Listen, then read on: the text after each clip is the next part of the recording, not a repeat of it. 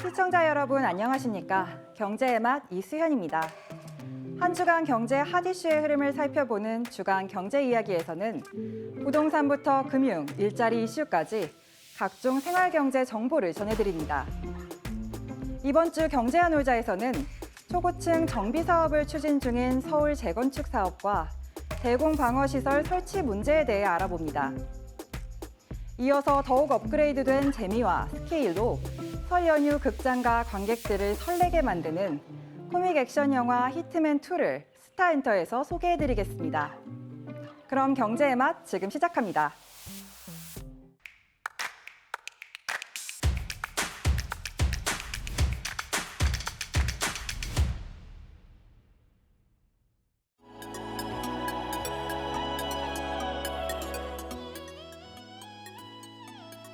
화장품 산업이 K-뷰티 붐으로 글로벌 영토를 확장하는 것을 넘어 산업의 영역을 넓히고 있습니다. 기술력과 결합한 뷰티테크는 뷰티 디바이스의 폭발적인 성장으로 높은 가능성을 인정받았고 국내외 시장에서 점차 보편화되는 모습인데요. 지난해 뷰티 디바이스 판매 현황을 보면 글로벌 시장에서 8,500만 대나 팔렸고 중국서만 5천만 대가 넘게 소비됐습니다. 한국 시장은 아직 규모가 작지만 오는 2027년까지 연평균 성장률이 10%를 웃돌 것으로 추정됐습니다. 뷰티 디바이스만이 아니라 AI를 결합해 피부 상태를 진단하거나 맞춤형 제품을 제안하는 더 넓은 범위의 뷰티테크도 주목받습니다. 화장품 산업의 유망한 신사업으로 떠오른 뷰티테크가 단순히 잠재력과 가능성에 그치지 않고 산업의 큰 축으로 실질적인 성장을 이룰 수 있을지가 관건입니다.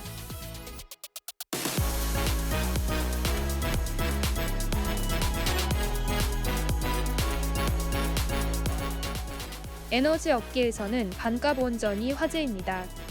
전기차 20대를 충전할 수 있는 전력인 1메가와트씩 대형 원전의 생산 단가는 53.3달러로 다른 발전원에 비해 저렴합니다.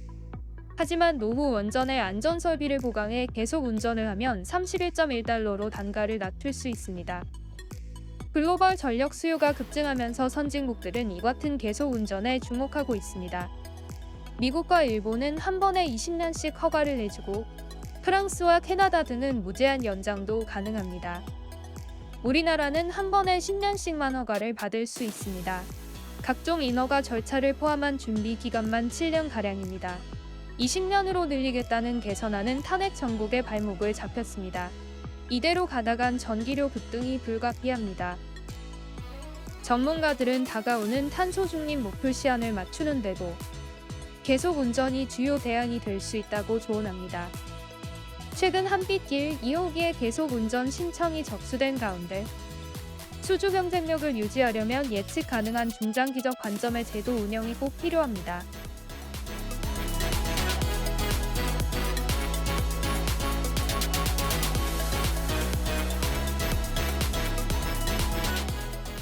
반려동물을 키우는 반려인구가 늘어나는 만큼 동물복지시설 설치 요구도 갈수록 커지고 있는데요.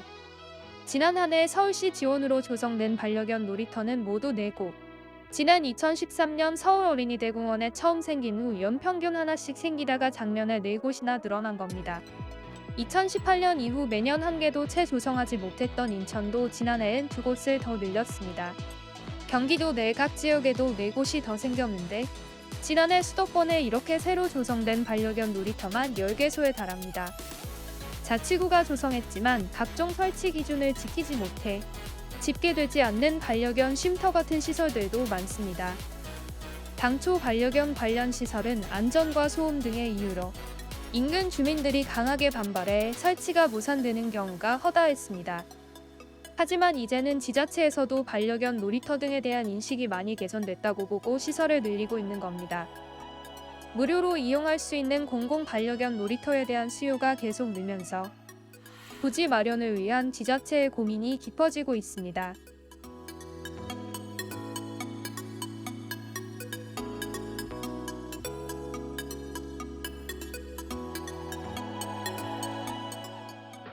정부는 물가 안정을 설 명절 대책의 핵심 과제로 꼽았습니다.